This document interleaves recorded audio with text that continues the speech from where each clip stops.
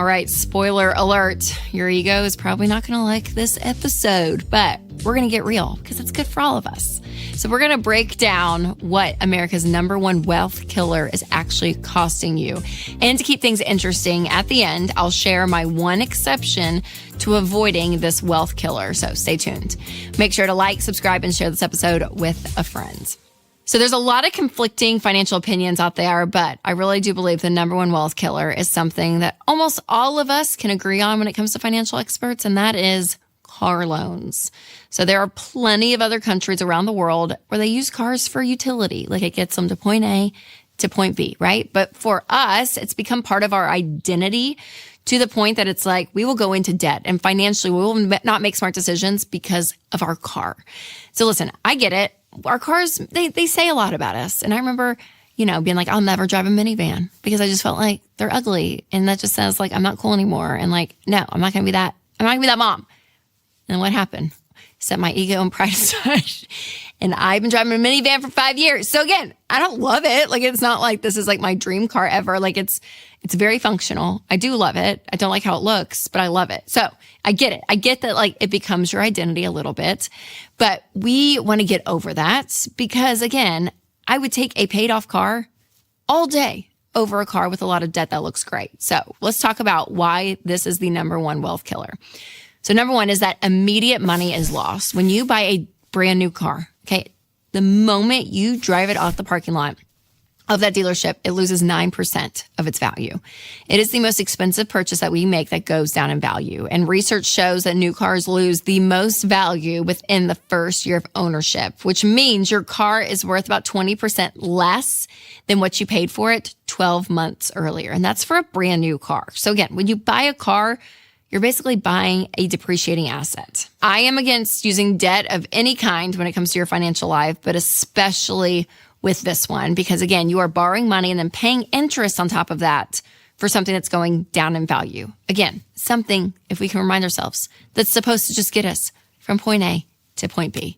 It wasn't supposed to be all about our identity and who we are and if we're successful, if we're not, if we look cool, if we don't. No, it was supposed to like literally drive us to where we need to go. And now we are going into debt and paying car loans every month with high interest. And it's just insane. Absolutely insane. Number two, it's an embarrassing way to waste your money. Because again, like we were just saying, it is just a car. It's a car, you guys. I mean, in Europe, people are walking around. They're taking trains. They're driving tiny cars. I mean, they're doing all of this. But here, for some reason in America, it has like become something of like the status symbol. And I would say around the world, maybe that is true. But again, do not make a bad financial decision by going into debt for something that is supposed to get you from point A to point B. So remember that. Another embarrassing and potentially dangerous way to lose your money and your ownership of your personal info is by not protecting your data from online scammers, which is why I love and use Delete Me.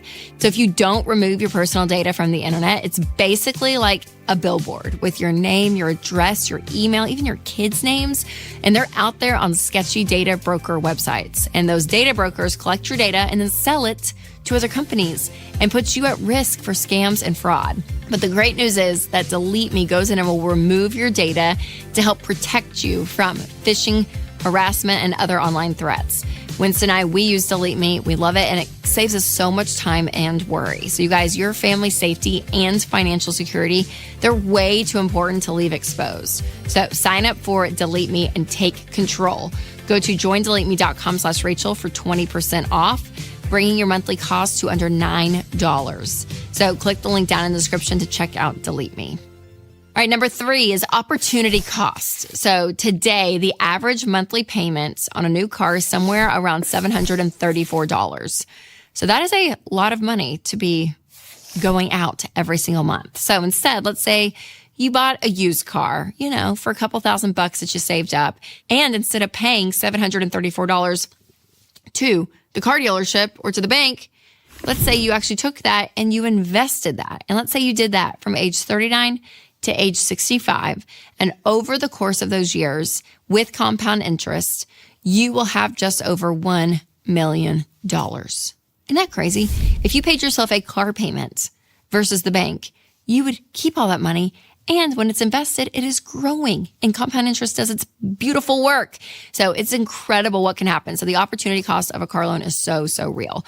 I will leave a link to Ramsey's investment calculator so you can plug in your own numbers and see for yourself. I'll put that down below. All right, number 4, the right way. So if you currently have a car loan and you do want to pivot, here's what I would recommend. So I would look and see, okay, can you pay this car off completely in about 18-ish months? If it's going to take you longer than that, sell the car. It's too expensive. And if you're underwater on it, so let's say you have a $34,000 car loan, but you can only sell it for $30,000, then go take a small loan of like $6,000 to $7,000, buy a really crappy car with some of that, pay off the rest, sell it, get rid of it. I would rather have a $7,000 loan than a $34,000 loan, right? So you can do it even if you're underwater. Look at your options because, again, most of the time it is dragging you down. And what that payment could do then, if you kept that money instead of sending it to the bank, how faster you could get out of other debt that you're potentially in. So selling the car is usually the answer for a lot of people. Now, if you never want to have a car loan again, make sure to check out Ramsey's car guide. And it's everything from buying and selling to car maintenance, all of it. I'll put a link down for you to check out. Now let's talk about the one exception I have to the no buying new cars rule. When we talk about it goes down in value so much. We always say if you have a net worth of $1 million, then you can afford to take the hit financially. There's almost like this idea of, could you see a pile of money in the middle of the room, light it on fire, and does that affect you, right? And for a lot of people, as they're getting out of debt, they're trying to save money. Yes, that would affect them. They want that money that's right in the center of the room. Instead of burning it, I need it. But when you hit around that millionaire status, then you have enough bandwidth, you have enough margin in your money that if you take the 9% loss or the 20% loss in the first year, financially, dollar to dollar, usually is not going to affect you as much. So once you hit that net worth millionaire status, that is when you can buy a brand new car.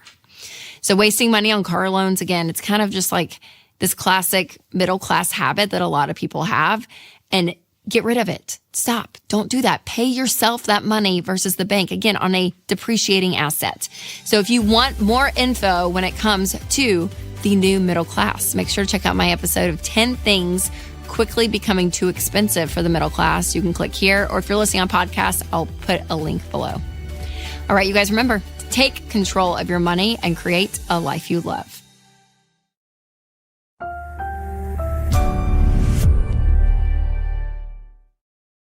All right, trigger warning. Are you ready? Retirement investing. Yeah, 2 words that can instantly send people into a complete spiral. But listen, it doesn't have to be that way. So today I'm going to make things very simple and share 5 numbers that you need to know when it comes to investing and your retirement. And don't forget to subscribe and share this video with a friend who may love it. All right, we're going to talk through some numbers when it comes to retirement investing. And the first number is 15%. Okay, this is your goal.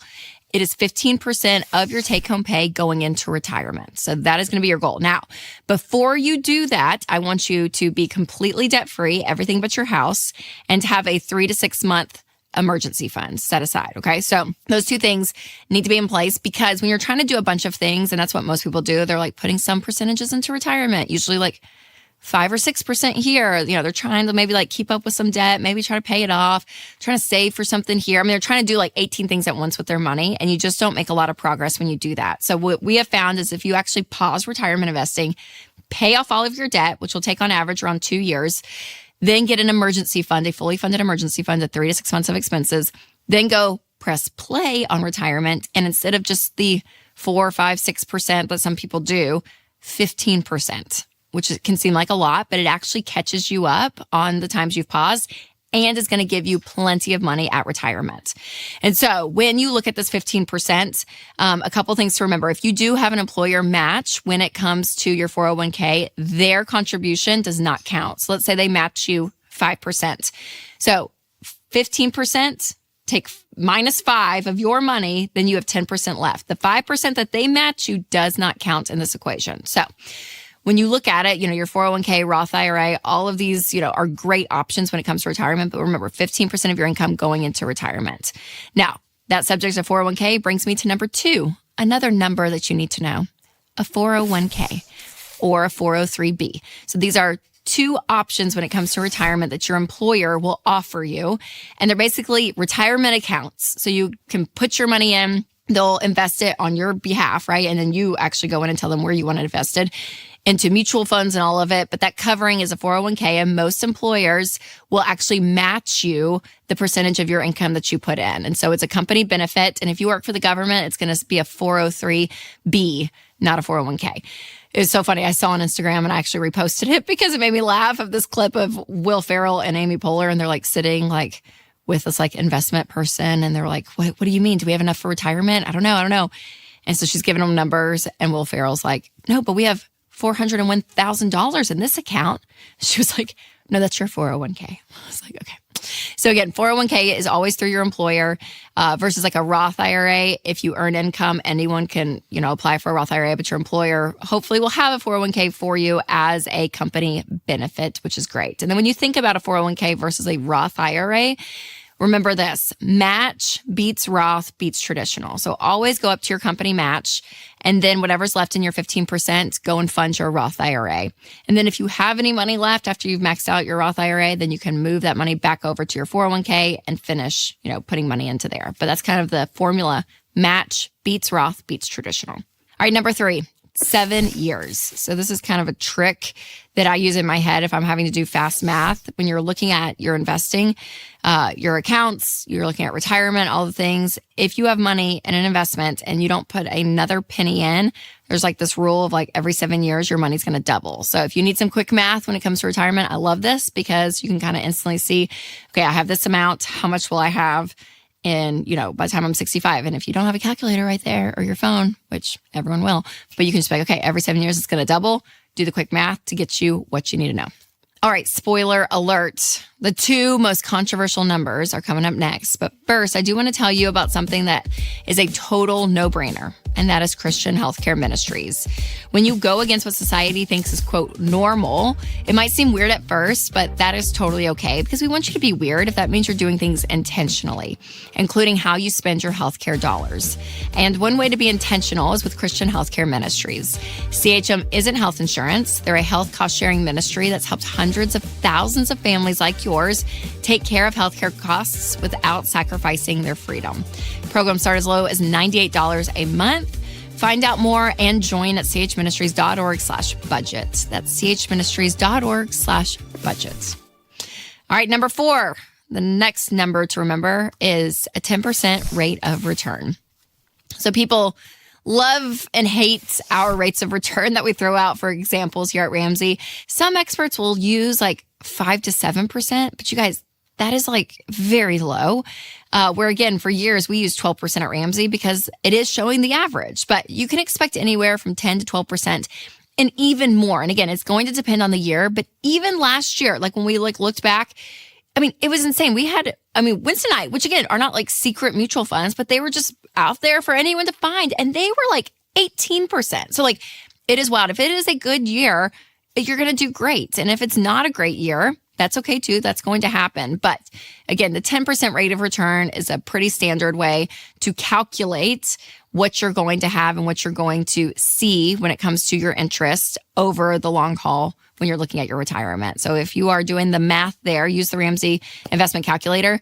But 10% is great. But even 12% is very realistic as well. And this is one reason we also say to diversify your investments because when you actually don't have everything in one single stock, that one stock may do great, may not. But when you diversify into mutual funds, those are 90 to 200 stock. And so it is great to see okay, it's spread out amongst a lot of different companies. So if the economy is doing great and doing fine, you're going to see that rate of return, which is awesome. All right, the 5th and final number to remember is an 8% withdrawal rate. So 8% is what we say at Ramsey when you go to withdraw the percentage every single year when it comes to retirement. And so there's some controversy around this because it is a pretty aggressive percentage, I would say. Some industry, say 4 to 5%. But again, you can kind of calculate and just understand that when it comes to inflation, this is what you're looking at because you're saying, okay, here's what my money's going to grow to. Here's going to be the reality of living and then, 30 years from now and what things are going to cost. And if you take money out, again, 8%, if you're making 12% of your money, you're going to be fine. but the more conservative approach is around that more 4%. So again, talk to your investment professional when you're looking at all of this, especially if you're getting close to retirement age, because that percentage is going to be important to you.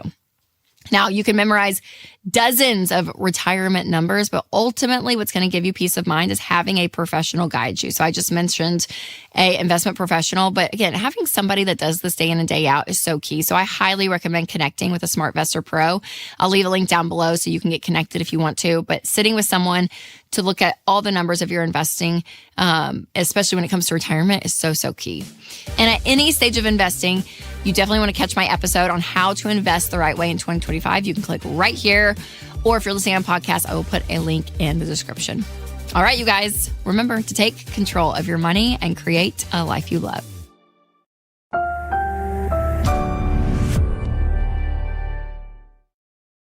We all know that social media affects our comparison tendencies, but until you know how and why, it's impossible to make meaningful change with your money.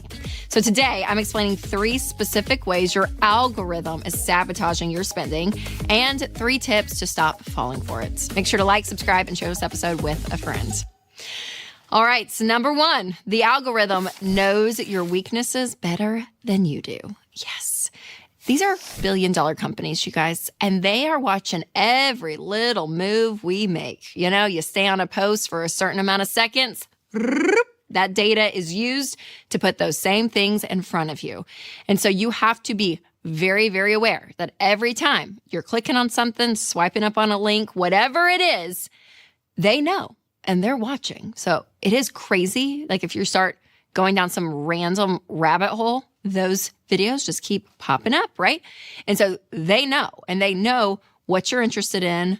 And then as you start looking and looking and looking at the same content, they're going to bring up more creators that are just like that person that you're spending 3.5 seconds on a post because you stood there a little bit longer and then you move on. So they know what you're interested in and they know you better than you think you do. Which brings me to number 2. The algorithm creates a false sense of FOMO. So because the algorithm knows what you're interested in, it's going to fill your feed with all of these posts, which is going to make you start to feel like everyone on earth is doing X, Y, and Z. Everyone is eating 1,000 pounds of protein a day or whatever the health thing is, right? Everyone is drinking this amount of water. Everyone is parenting like this. Everyone has this Stanley, this hair wrap, this, whatever the thing is. You're going to start to feel like everyone in the world thinks like you do or sees what you're seeing because you're constantly seeing it. And so when you put consumerism on top of that, then you're going to start to think, oh my gosh, this is what everyone is doing. But that's not reality. Not everyone is going to Europe. It's because you clicked on someone's European trip. Suddenly you're going to see a bunch of those. Or a fun like gadget. You click on the gadget, all of this. Some ad came up and I clicked on it, watched the whole 2-minute ad on mushroom coffee. Genuinely was like, wow, this is what all the healthy people are doing. Because then when I got out of it, there were all these other people drinking mushroom coffee. I thought, should I be drinking mushroom coffee? Is this it? Am I bloated? I don't know. Is this good for my health? I feel like it is. Everyone's drinking mushroom coffee. No, they're not. No, they're not. They're not all drinking mushroom coffee. But for a split second, you think everyone else is doing it and you're missing out. All right, number 3, the algorithm introduces you to things that you never knew existed, like mushroom coffee. Never would I ever have thought that existed. But I was looking into some health stuff, and sure enough, the algorithm started putting these ads in front of me of all this health stuff, which I'm sure it is healthy, but it's disgusting. I feel like I just can't do that. But the same is true with Stanley Cups, right? 5 years ago, no one thought about Stanley Cups. Only people who were actually legitimately out there doing utility things in life had Stanley Cups. But now it's like the trends of the girls to have the cute, fun color, right? But again, people didn't know that existed. But I can name off 1,000 different products like that. But it's going to start to feel like, oh my gosh, there's all this new stuff out there, whether it's vacuums or skincare or home design trends, kitchen gadgets, meals. It's all these things that you never knew was even out there. And suddenly your algorithm is placing it right in front of you, feeling like you need to buy it. All right, before I share the 3 solutions, I do want to tell you about one of our sponsors, Delete Me. If you don't remove your personal data from the internet, you're basically asking for your name, your email address, your kids' names to be out there on the internet like a billboard And they're going to be on sketchy data broker websites. And those data brokers collect your data, sell it, and put you at risk for scams and fraud. But Delete Me removes your data to help protect you from phishing, harassment, and other online threats. You guys, your family's safety and financial security are way too important to leave exposed. So sign up for Delete Me and take control. Go to joindeleteme.com/Rachel for 20% off, bringing your monthly cost to under $9, or just click the link in the description. All right, something else that can turn out to be a scam if you're not careful is keeping your money in the wrong place. So let me tell you about Fairwinds Credit Union. If you want to be treated like a human and not just another account number, Fairwinds is where you belong. You work so hard and banks still find ways to nickel and dime you while they keep your hard-earned money. But Fairwinds is different because they're not a bank, they're a credit union, which means they're owned by their members, not Wall Street. They serve their members, and earnings are returned to members in the form of lower fees, better rates, or dividends. So join a credit union that supports you as you work the Ramsey plan. Go to fairwinds.org/Ramsey today and check them out. All right, solution number one to all this algorithm mess is to always sleep on a purchase you want to make, okay? Remember that. Because if something comes up and unexpectedly you're like, oh my gosh, I need this. I need this thing. I want that. It's going to be exciting. Your adrenaline's going to be going. Dopamine's going to be hit. And you're like, sure, I'll do this, this, this. Just put it in the cart and walk away.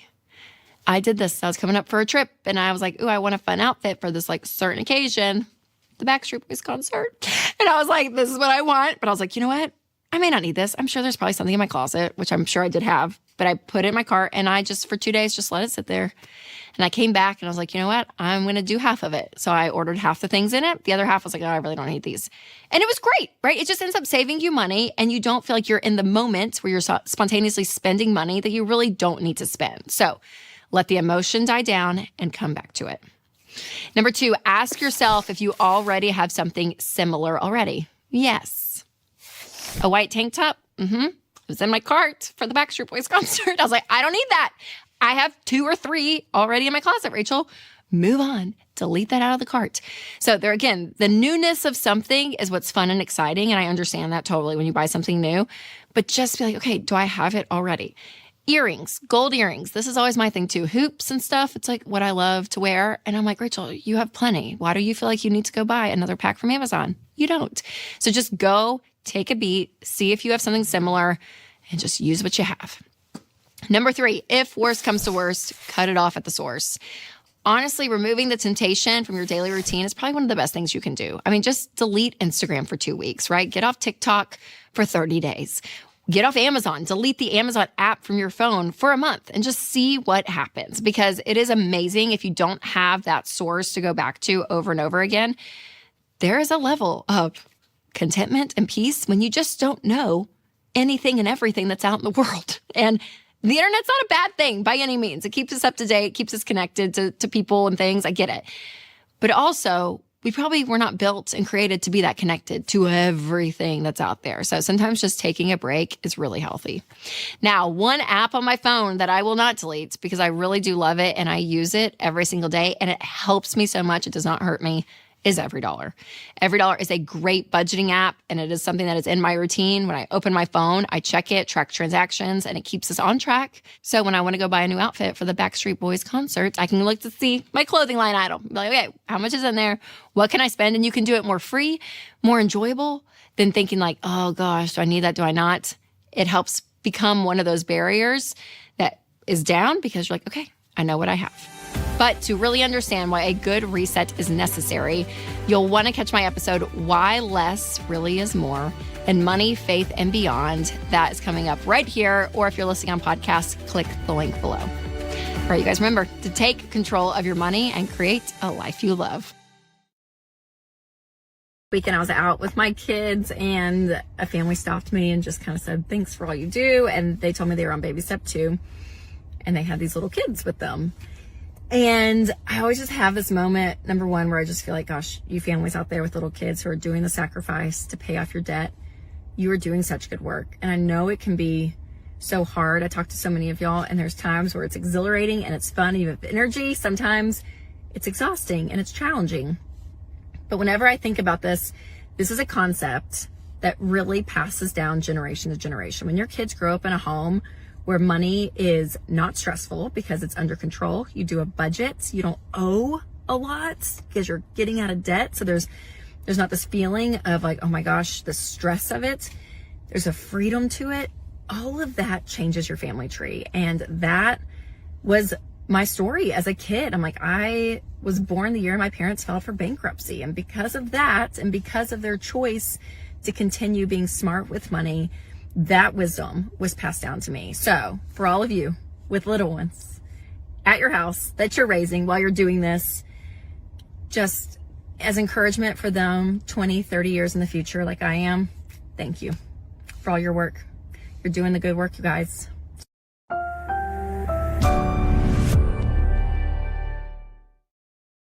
Well, hey, you guys. So if you've ever been part of a family business, you know that disagreements happen. But you know, that's what keeps things interesting. And here at Ramsey Solutions, I work with some of my family, including my dad. So I'm going to bring you all along on a couple of clips of The Ramsey Show where my dad and I don't exactly align. And stick around to watch the tea unfold and hear my honest reactions looking back on those clips. And if you haven't already, make sure to subscribe to this channel so you never miss fun episodes like this one. All right, so before we dive in here, here's a little bit of context for any of my friends who might be newer to this channel. So I host a show called The Ramsey Show. For a long time, it was The Dave Ramsey Show because it was the show my dad started like 25 years ago. And so now there's different co-hosts on it. And within that show, it's part of Ramsey Solutions, which is a bigger company where he's the CEO and all of it. So there's a lot of working dynamics between me and my dad. And I love it. It is so fun. But let's be honest, you disagree with your parents, time and time again. So that plays out sometimes in a national way, but that's what makes it fun. Okay, so the first clip that we're going to watch where Dave and I kind of disagree is we're actually reacting to a call that I got on another show, another episode of The Ramsey Show when I was hosting with Ken Coleman. So a little spoiler alert, it's about T Swift, and it may not go exactly how you think, so check it out. My daughter is 22 and she just graduated from college with some student loan debt. Mm-hmm. And about a year ago, she was able to get on the pre-sale and buy 3 tickets for her, my older daughter, and myself to go to a Taylor Swift concert in Indianapolis. We got them for like $209 a piece. So now I'm seeing these resale prices. Oh, it's crazy. It's crazy. It's insane. Yeah. And so I told her, why don't we sell those tickets and you can knock down so much of your student loan that you'd be so far ahead. She says, absolutely, it's non-negotiable. It's a bucket list item. She's like, probably you, Rachel, a Swiftie, and this is, And it's her money, right? No, it was my money. What do you think you could make on these tickets? I'm thinking it would average out between $3-4 grand a ticket. Easy. Per ticket. I get it. So her student loan debt is $24,000, and she could knock it in half. And that's what you would want to put the money towards. Absolutely, 100% of it would go to there. Would you be putting $9,000 plus towards her student loan if you hadn't bought these tickets? I would not. I wouldn't resell these tickets. You go, Jill. Go to the concert. You weren't going to do this anyway, and I think your daughter said absolutely no way, and I think it creates an unnecessary tension. She's 22. She needs to pay the thing off herself anyway. There's a lot of reasons. I want our audience to know I just think when I look at something like this is about the emotional, not the financial. Rachel, I fully expected you to be a Swiftie. I'm very disappointed in Ken. Anything having to do with Disney or Taylor Swift, Rachel's completely on board. So I was shocked that Ken was like, he just jumped in there as a Swiftie. If you had a trip booked with Daniel and his son Eli, you got, because this is what it was for her daughter, right? Mm-hmm. A trip booked, and you had planned it out. Daniel had student loans. We can go here for a second. Okay, Daniel had student loans. No, listen, and you could sell the trip for 3 times from what you bought it for. Would you do that and put it towards Daniel's loans? The nuance in the call that does change the answer for me. Okay, is she gave her daughter a gift of some money, $600. of tickets. No, she gave her daughter $600, and the daughter bought the tickets with it. Yeah, for the tickets, though. Yeah. She gave her a gift. So she's no longer in control of this. Oh, I hear what you're saying. Yes. So the mom is not in control. The Yes. daughter is in control of it. Correct. Now, and she bought tickets. Now, if the daughter called me and said, my mom gave me these tickets, gave me $600 to buy these tickets, and I can sell them for $12,000, I would ask her, if you had $12,000 sitting in the middle of the table and you didn't have Taylor Swift tickets, would you put it on your student loans or would you put it on the things? And I would tell the daughter to sell the tickets, but I'm not going to tell the mom to renege on a gift. Yes. Okay, that makes sense. Okay. Yep, that's kind of what the our mom train of thought that's was. a control issue. When you give someone a gift and then you try to take it back, that's not a gift. The memories are forever. No, they're not. Yeah, they are. I remember. I don't remember a lot of the wouldn't go concerts I went to. I went to. Well, that's for other reasons. For other reasons, Dave. No, just because it was a long time ago. I I can't even tell you all the concerts I didn't go to. One way you make decisions is if I had that amount of money in the middle of the table, if I have $24,000 in student loan debt, and I wake up and there's $12,000 laying in the middle of my kitchen table, do I go buy Taylor Swift concerts or put it on my student loan? You put it on your student loan. It's a no-brainer for me. Now, that's talking to the daughter, but I'm never going to tell the mom to go back. So I'm not really going to say your all's advice was wrong. Yep. But it's a great discussion, particularly because we get to discover that, to my great disappointment, Ken Coleman is a Swiftie. Okay, yeah, so Dave's a little bit of a Debbie Downer. Sell the tickets and pay off debt. Boo. Oh, man. Yeah, no, I'm a little bit more on the experience side of life. Now, I do agree with him. If you have amount of money, what do you do with that? What's the wisest thing to do with it, right? And if you're deeply in debt and all of that, yes, it's to get out. Because you do think how many hours it would take to get $10,000 to $12,000, right? I mean, like, it would be a lot of effort on the other end of it if you decide to go to the concert. But they are gifts from her mom, and I would go all day long. All day long. So good. All right. So the next clip where we kind of, disagree with is a car question, actually. And this topic came up a lot in really probably the last 2 years. If you remember when the value of used cars went crazy up because of what was going on with supply and demand and COVID and that whole thing, when all of the distribution around the world kind of halted. It was just wild to see that there were no new cars, and used cars, their value went up crazy. So we're going to dive into that in just a second. But first, I do want to tell you about one of our sponsors, Delete Me. You guys, scammers are everywhere these days. I mean, when you look on the internet, the amount of information that you put out, may not even realize it, can get bought and sold. And I can tell you, I have fallen a time or two for an old scam, and it's not fun, okay? And listen, no shame if you've been there too. It happens to the best of us. But that is why I recommend and use Delete Me. It gives me so much peace of mind. Delete Me finds and removes your personal data, like your home address, your phone number, and more, from hundreds of data broker websites, helping protect you from spammers, scammers, and online thieves. And will save you a ton of time and money. I'm telling you guys, they are amazing. So make sure to check them out and go to joindeleteme.com/Rachel for 20% off. So that's joindeleteme.com/Rachel. All right, so the car clip that, we kind of went a little toe-to-toe on is a good one. So check this one out. Are we in a situation where it might be acceptable to buy new if you've got the cash for it rather than buy used? Because I'm going to reap several benefits just from warranties, it never being driven by somebody else, and all that. No, and you're right, Jared. My husband and I, we were looking for a new car, and we even Kelly Blue booked our van. We bought a new van in 2019. We can sell it today for $2,000 more than what we paid for it in 2019. It's bizarre. So, in my opinion, I mean, if it's cheaper, but can you get the truck though? That's the thing. You're not going to get that truck, dude. It'll take 4 months. It has a build date of April 18th. Yeah, it has a build date, but you haven't talked to the dealer yet about how much they're going to mark it up above MSRP, because dealers are dumping on these MSRPs all over the place. Just make sure you get solid numbers, though. I don't want you to get in the habit of asking the wrong question. Right.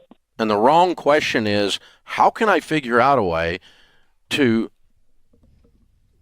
violate a proven system towards wealth and still be okay because I want a truck, And Okay. So, no, seriously, this is a problem. I don't know if I agree. I don't know. Hold on.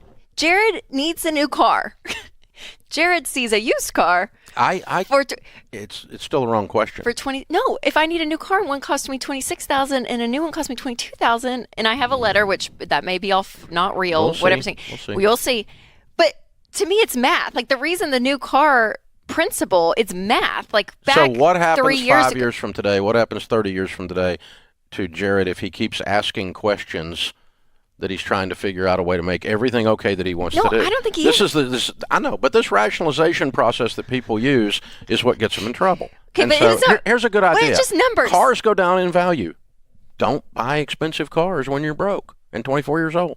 Don't do it. But expensive car, though, is by the number, though. I understand.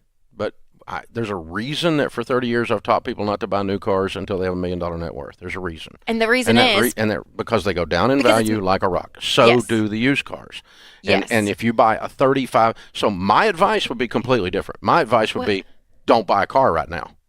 It's a horrible time to buy a car. Oh, no. It's a horrible time to buy a car. Answer C. So we didn't even go there. And I've got the money to absorb the blow, and my net worth is considerably more than $1 million. But if I was getting ready to buy a car, it wouldn't be this year.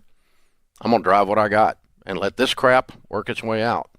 Okay, but what if, for people listening though, because I literally, one of my friends who her van died, they took it and they were like, it's basically total. Well, if you don't have a car, you got to buy a car. Yeah, that's not what I'm talking about. Okay. I'm saying if you're just sitting here and you're going, I'd like to upgrade. That's fair. It's a crummy year to do that. That's fair. Totally. It's a horrible time to build a house. Yes. Right now. Yes. Because the materials and the subs and the GCs are nuts. Totally. I know. But if Jared had to buy a car, though, what would you say, though? If he was homeless, I'd tell him build a house. If he had to buy a car, I'd tell him buy a car. And buy a new car or used no, car? You didn't answer it. I really wouldn't. Okay, it's a funny one to watch, and I still agree with me.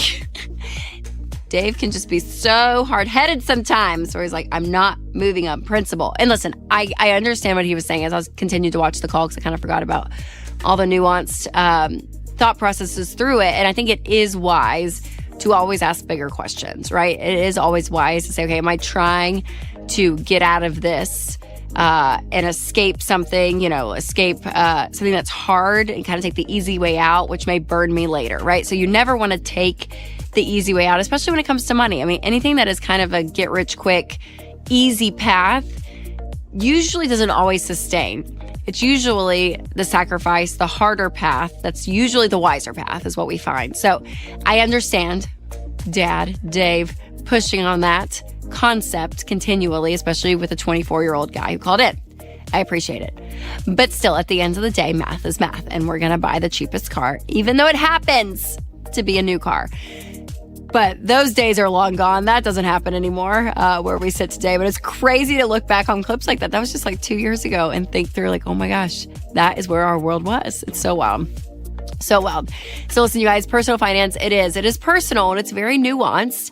And there are proven formulas out there that show, hey, here is how you can live life with your money that is wise, that is in control. And I think that's what's really important. And, understanding that life doesn't always go according to plan. And that is why talking through life challenges in real time, like we do on the Ramsey Show, is so helpful. And if you need help with your money, check out FPU. This is Financial Peace University, and it is our proven personal finance curriculum that has helped millions of people get out of debt, get in control of their money, and change their family tree. So make sure to check it out. I will leave a link down below to check out FPU, get signed up, and get some information you may not have today when it comes to money. And when it comes to money or family or work or all the above, a little healthy conflict never hurt anyone, Just make sure that you value relationships over disagreements. That is always true because people are going to have different perspectives, but your relationship is what is so important. So make sure to share this episode with a friend who loves a good, healthy debate. And for the record, Dave and I actually do agree on things, which is what we cover in my episode, How to Never Pay Full Price Again with Dave Ramsey. So make sure to check it out. And if you're listening on podcasts, click the link below. All right, you guys, remember to take control of your money and create a life you love.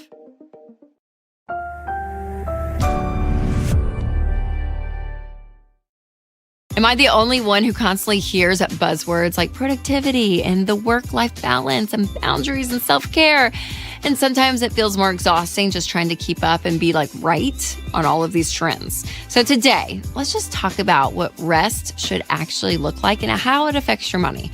So make sure to subscribe, share this video with a friend as well. So first, living a balanced life isn't always about doing less, but it's usually about doing things sustainably. So this does require some boundaries around certain areas to really make sure that you thrive, because life balance is just not real. You're not going to be balanced in every part of your life all the time. You're not. There's going to be some areas of your life that you're struggling in and you're not doing as well. And some you choose to opt out of. Some you choose to be all in. And that is life. This perfect balanced life over the course of a 24-hour period or a week-long period or even a month-long is just not realistic. Now, one thing that people don't realize is how much your life can affect your money. So when you think about your schedule, your sleep, your stress level, your work, all of these things actually encompass how you handle your money. And your money is a tool for your life, and it affects some of these areas. So creating margin in your life and your mental health, it just prevents you from overspending if you're living out of stress and scarcity. If you are just constantly feeling stressed and you're constantly feeling you have to do all of these things, sometimes financially you can suffer because of that. So here are 5 ways to start doing this today. So number 1, be where your feet are. I really do love this saying, because if you constantly are on your phone and you're doing work and all of it, until 9 o'clock, 10 o'clock at night, and you never clock out, yes, maybe you're being quote unquote responsible, but also it can be exhausting to you and you're not being present in your life. And what's crazy is if you're constantly thinking about work while you're at home, your home life is going to suffer. And then vice versa. If you're at work and you're constantly thinking about home, it's going to suffer too. So it's this idea, be present where you are, and where you have to create boundaries.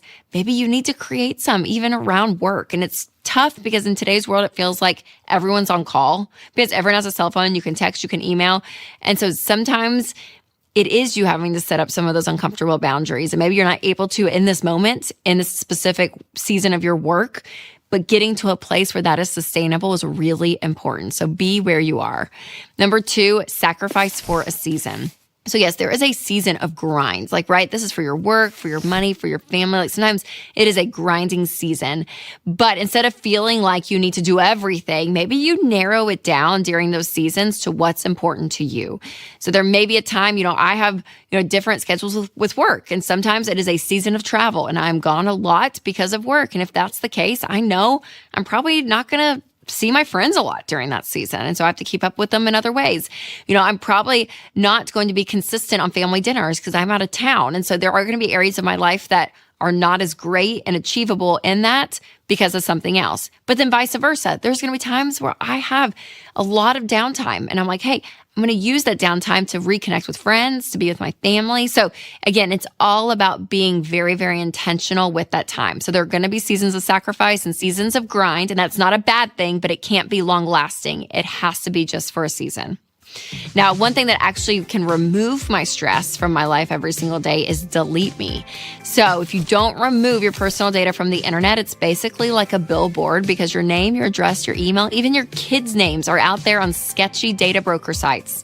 And you see those data brokers collect your data and then sell it, and that puts you at risk for scams and fraud. So here's the good news. Delete Me goes in and removes your data and helps protect you from phishing, harassment, and other online threats.